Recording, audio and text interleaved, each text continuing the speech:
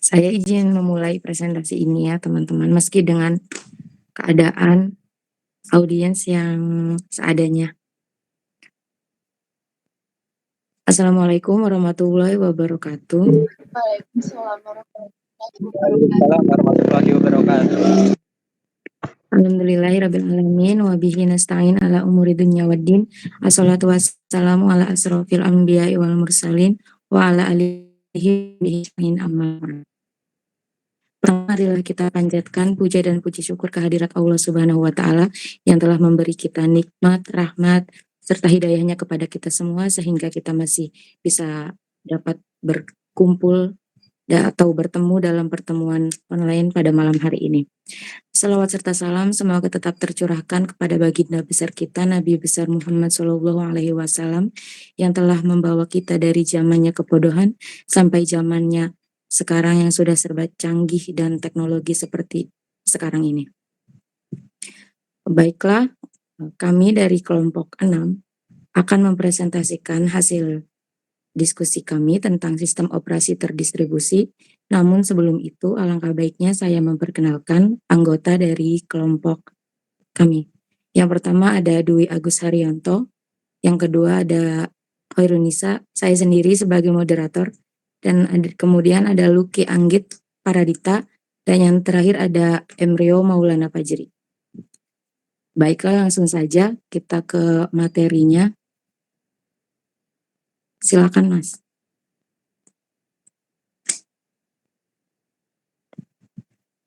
Yang pertama ada sistem operasi. Perangkat lunak sistem yang bertugas untuk melakukan kontrol dan manajemen perangkat keras serta operasi-operasi dasar sistem, termasuk menjalankan software aplikasi seperti program-program pengolah kata dan browser web. Itu definisi sistem operasi. Kemudian lanjut Mas. Lalu ada sistem operasi terdistribusi. Beda dengan yang tadi. Kalau yang ini berarti sekumpulan komputer dan prosesor yang heterogen terhubung dalam satu jaringan di mana bekerja secara bersama-sama untuk melakukan suatu pekerjaan tertentu. Itu yang dimaksud sistem operasi terdistribusi. Kemudian akan dilanjutkan oleh rekan saya. Silakan.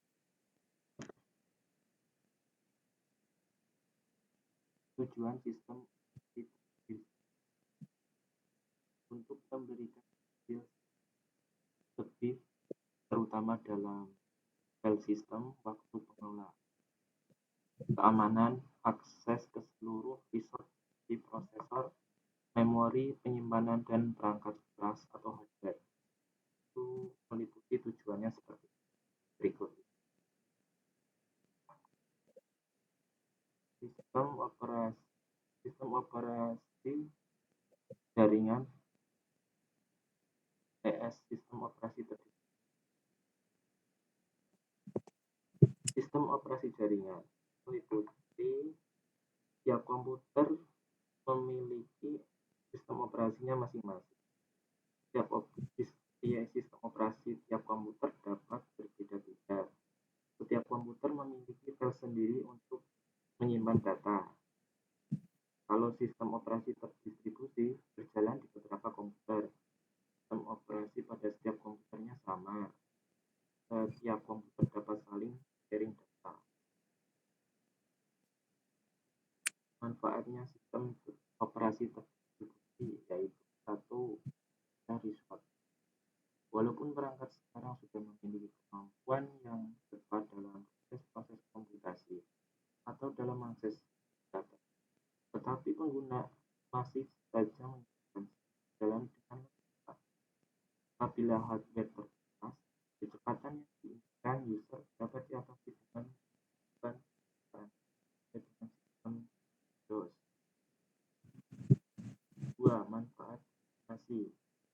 Proses komputasi ini bisa dalam banyak titik yang berupa komputer pribadi, dan prosesor operasi ini bekerja baik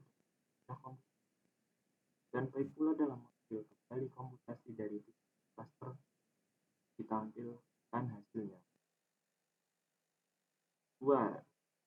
stabilitas. Berdasarkan desain dan implementasi dari sistem, maka hilangnya satu node tidak akan berdampak pada stabilitas sistem. Hal ini berbeda dengan di sini. Apabila ada salah satu hardware yang kan, maka sistem akan berjalan bahkan sistem bisa tidak dapat berjalan otomatis. Selanjutnya akan dilanjutkan oleh rekan saya, Mas Anggit Pradita. Oke, selanjutnya manfaat sistem operasi terdistribusi adalah komunikasi. Sistem operasi terdistribusi biasanya berjalan dalam jaringan dan biasanya melayani koneksi jaringan. Sistem ini biasanya digunakan user untuk proses networking. User dapat saling bertukar data atau saling berkomunikasi antar titik baik secara LAN maupun WAN. Ini hardware sistem operasi terdistribusi. Sistem operasi terdistribusi pada umumnya memerlukan hardware secara spesifik. Komponen utama dalam sistem ini adalah workstation, LAN atau local area network, gateway, dan proses outer pool seperti yang diilustrasikan pada gambar yang di bawah ini. Ini contohnya. Jenis sistem operasi terdistribusi. Ada berbagai macam sistem operasi terdistribusi yang saat ini beredar dan banyak digunakan. Beberapa contohnya itu ada Amoeba, Angel, Chorus, dan Glunix. Oke, saya kembalikan kepada moderator. Iya, baik. Nah, terima kasih atas penyampaian materinya dari teman-teman semua. Mungkin hanya itu yang materi yang bisa kita sampaikan ya. Mungkin dari teman-teman barangkali ada yang ingin bertanya, dipersilakan.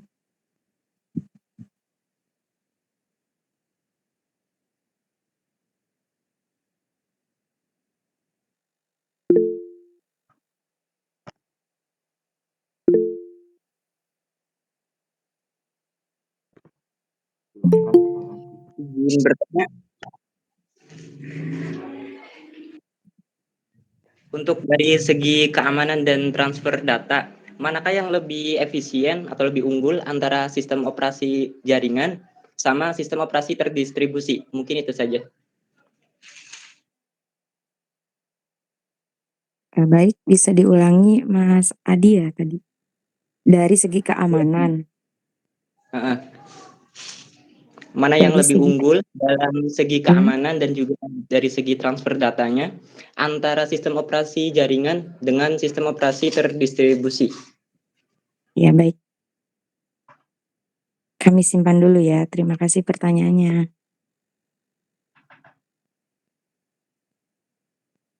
Barangkali ada yang ingin bertanya lagi dari teman-teman.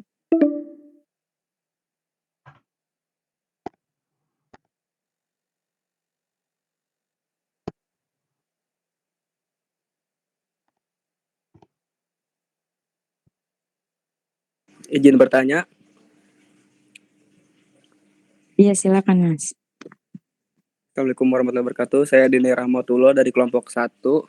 Ingin bertanya, apa aja sih kriteria pada pemrosesan sistem terdistribusi? Udah, situ aja.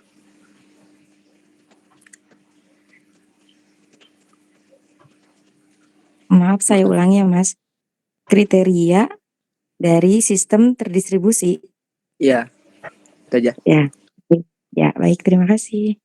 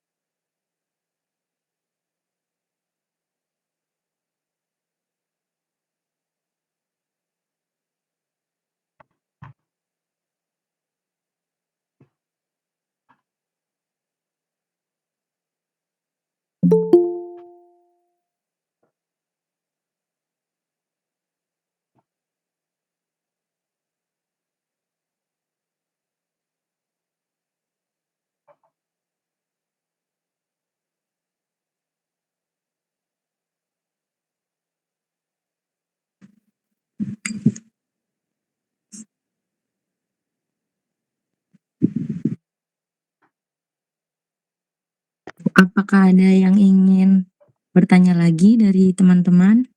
Dipersilahkan.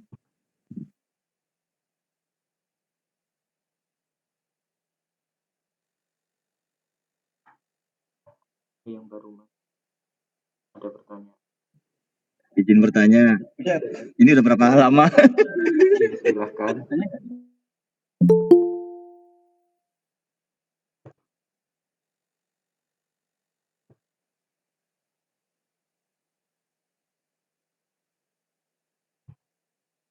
Berapa ya? 6. Udah presentasinya. Mana itunya udah dimasukin? Sudah. Nanti nanya di grup, bentar ya.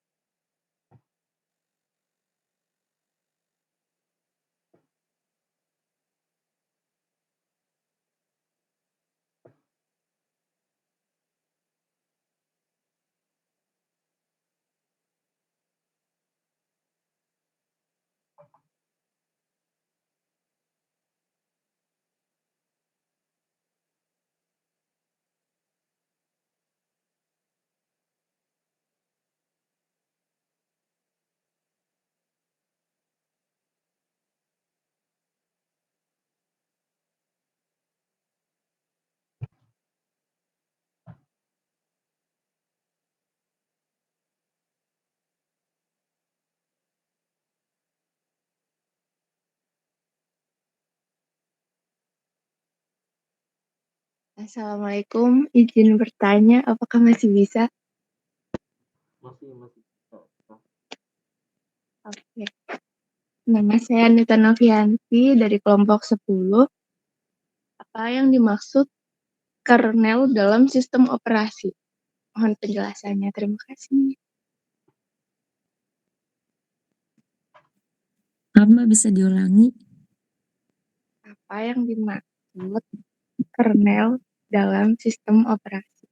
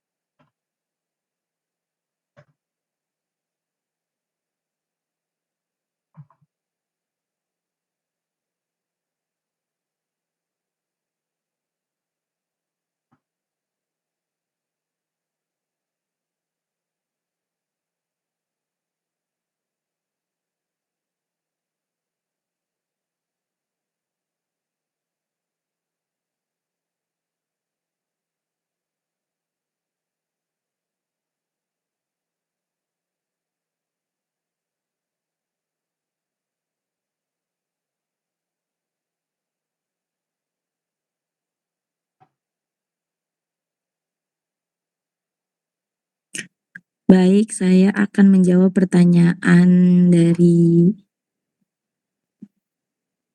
Mas Denny tadi ya, yang karakteristik.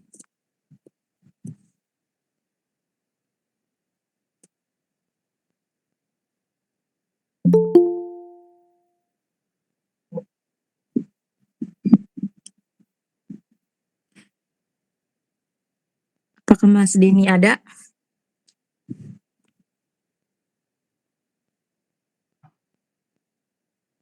Ya, ada. Sebelumnya saya mohon maaf ya kalau materinya tuh kurang lengkap. Jadi terima kasih atas pertanyaan-pertanyaan yang membangun gitu. Seenggaknya materinya bisa agak ada masukan gitu. Nah, karakteristik sistem terdistribusi Itu yang pertama ada concurrency of component. Atau yang berarti pengaksesan suatu komponen atau sumber daya, segala hal yang dapat digunakan bersama dalam jaringan komputer, meliputi HMW dan SW secara bersamaan. Contoh, beberapa pemakaian browser mengakses halaman web secara bersamaan. Dan yang kedua ada no global clock. Hal ini menyebabkan kesulitan dalam mensinkronkan waktu seluruh komputer atau perangkat yang terlibat. Dapat berpengaruh pada pengiriman pesan atau data, seperti saat beberapa proses berebut ingin masuk ke critical session. Terus yang ketiga ada independent failures of component.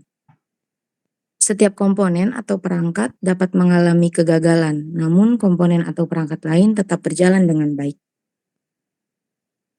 Mungkin itu yang bisa saya jawab, Mas. Apakah cukup atau kurang puas? Silakan ditanggapi.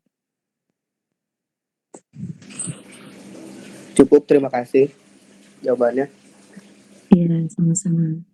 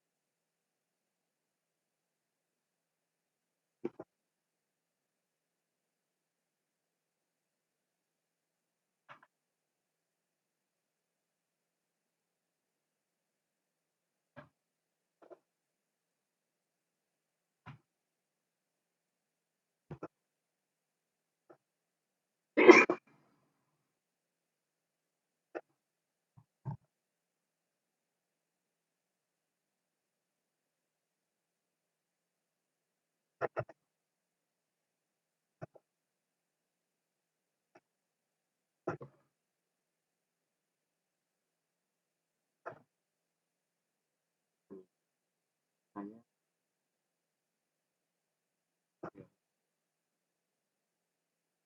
Anissa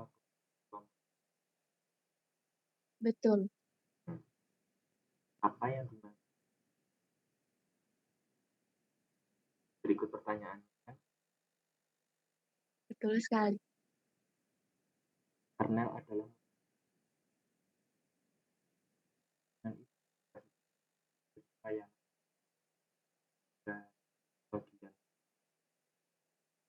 lalu menjadi layanan.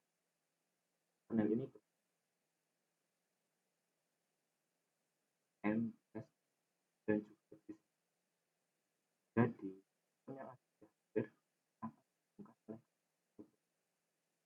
kernel itu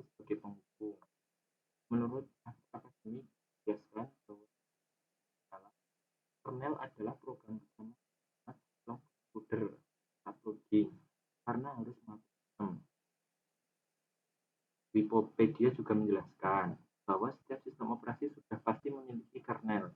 Contohnya kernel Linux digunakan untuk OS Linux, Android, dan masih banyak lagi yang lain. Intinya, kernel ini menjadi semacam jembatan antara aplikasi dan pemrosesannya di hardware. Sampai sini sudah paham, Mbak Anita? Sudah paham. Terima kasih pemaparannya. Baik, terima kasih.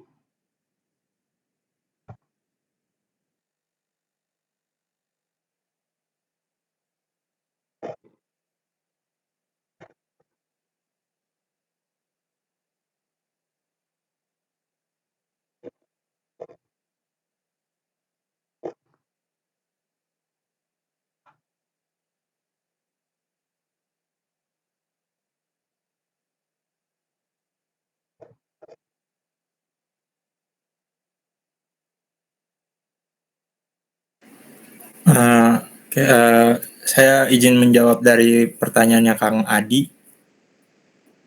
Tadi pertanyaannya dari segi keamanan data antara sistem operasi jaringan dengan sistem operasi terdistribusi mana yang lebih unggul ya Bang? Iya benar. Oke, izin jawab ya Bang ya. Kalau misalkan kita tanya mana yang lebih unggul, itu gimana sulit untuk dipilih mana yang lebih unggul soalnya ada pembagiannya masing-masing. Jadi kayak contohnya sistem operasi jaringan itu kan ada Windows, macOS, terus Linux. Itu dirancang untuk digunakan pada komputer tunggal atau dalam jaringan kecil. Keamanan pada sistem operasi jaringan melibatkan komputer atau perangkat dari ancaman eksternal. Contohnya kayak malware, terus jaringan, terus akses yang tidak sah. Itu biasanya kan kita gunakan firewall, antivirus, kayak gitu Bang. Jadi terus selanjutnya sistem operasi terdistribusi itu ada Apache, Hadoop, Google, Kubernetes, atau Microsoft Azure. Ini didesain untuk mengelola dan menjalankan aplikasi terdistribusi di beberapa mesin node dalam jaringan. Nah, jadi kedua jenis sistem operasi ini punya tantangan masing-masing, tergantung dengan skala atau kompleksitas lingkungan yang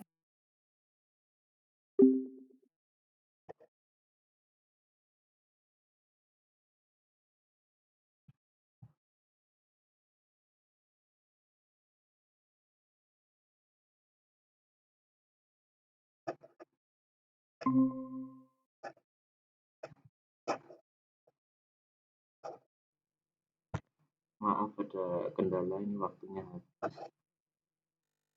Mau dilanjut? mau dilanjut lagi nih? Lanjut lagi teman-teman. Gak apa-apa.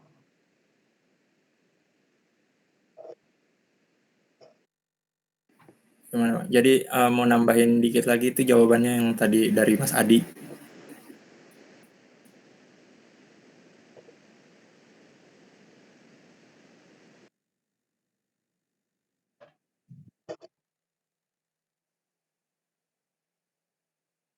Ini udah di-record.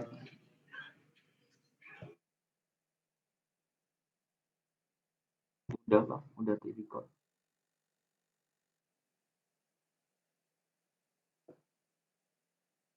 Oke, lanjut aja. Oke Bang, lanjut aja ya yang tadi. Jadi sistem operasi jaringan dan sistem operasi terdistribusi itu kalau ditanya mana unggul itu kan gimana keamanan dari masing-masing dan cara mengimplementasikannya. Yang penting untuk diingat adalah bahwa keamanan sistem operasi tidak hanya bergantung pada jenis sistem operasinya, tapi juga pada implementasi yang baik, konfigurasi yang benar, pembaruan keamanan teratur, dan praktek keamanan yang baik secara umum. Kedua sistem operasi ini dapat menjadi aman jika langkah-langkah keamanan yang tepat diambil dan diterapkan secara konsisten. Gimana Bang?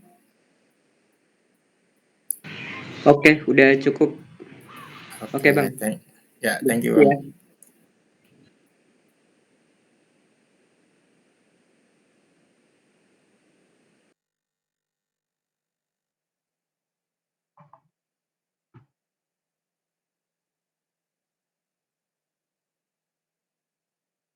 Udah kelar kan?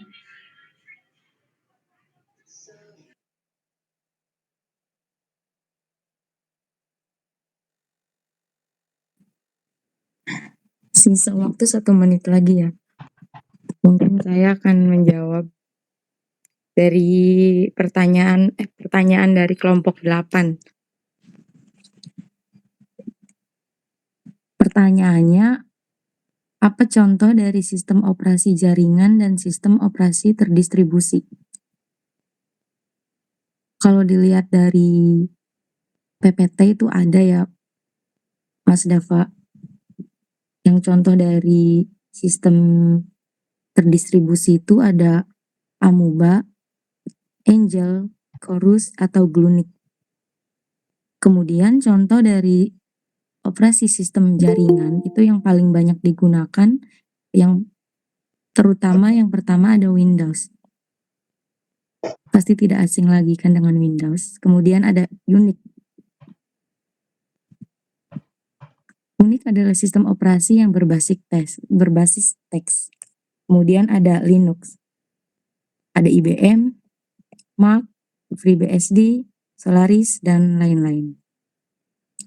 Mungkin hanya itu yang bisa saya jawab. Apakah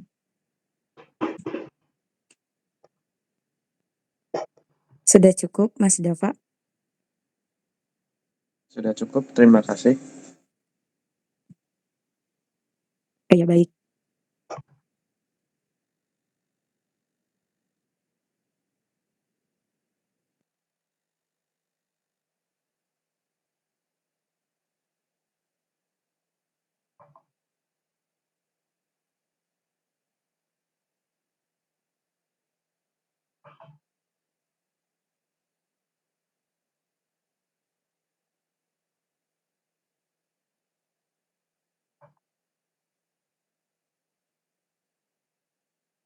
Kemudian tersisa 1 pertanyaan lagi ya dari kelompok 5, Mas Leo. Apa yang terjadi jika sistem operasi komputer pada sistem operasi terdistribusi berbeda-beda? Apakah tetap bisa melakukan sharing data? Itu pertanyaannya. Sebentar ya. Tunggu jawabannya.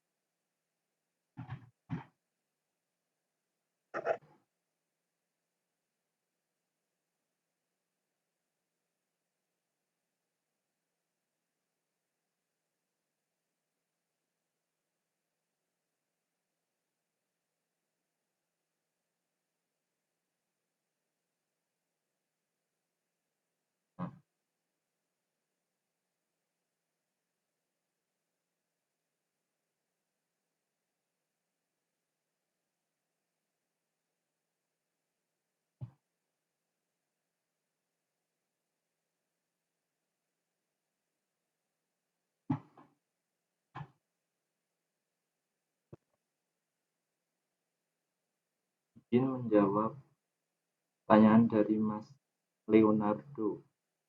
Apa yang terjadi jika sistem operasi komputer pada sistem operasi terdistribusi berbeda-beda? Apakah tetap bisa melakukan sharing data? Seperti itu ya Mas pertanyaannya. pertanyaannya.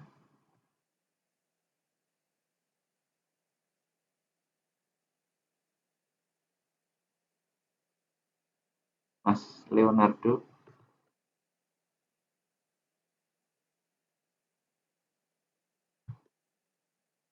Ada ya?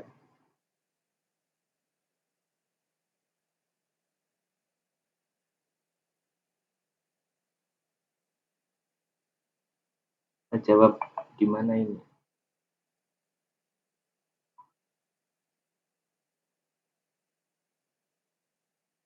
Jawab aja Mas, ini Ya. kan di record juga. Ya. Saya akan menjawab seadanya saja ya. Tapi nggak ada orangnya. Sistem operasi terdistribusi memungkinkan komputer-komputer dalam sistem tersebut untuk berada di lokasi yang berbeda, masuk di dalam gedung yang sama atau tersebar di seluruh dunia. Pengguna dapat mengakses sumber daya ini secara transparan melalui jaringan. Namun, jika sistem operasi komputer pada sistem operasi terdistribusi berbeda-beda, maka mungkin akan sulit untuk melakukan sharing data. Hal ini karena sistem operasi yang berbeda mungkin memiliki format data yang berbeda pula. Namun ada beberapa cara untuk mengatasi masalah ini seperti penggunaan protokol standar seperti TCP atau IP dan HTTP. Semoga membantu. Sekian yang bisa disampaikan saya. Baik, terima kasih untuk Mas Leonardo.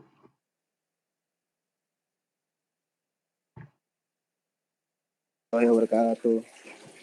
Udah diakhiri aja Baik. atau gimana? Ica, akhiri aja. Ya, mungkin kita sudahi saja ya pertemuan kali ini ya teman-teman. Terima kasih yang sudah hadir, yang sudah memberikan pertanyaan juga. Saya selaku moderator memohon maaf jika ada kekurangan dalam penyampaian materi atau jawaban yang tidak berkenan atau kurang puas. Kami memohon maaf. Sekian dari kelompok kami. Wassalamualaikum warahmatullahi wabarakatuh. Waalaikumsalam. Waalaikumsalam warahmatullahi wabarakatuh. Terima kasih. Oke, ditutup. Sekian.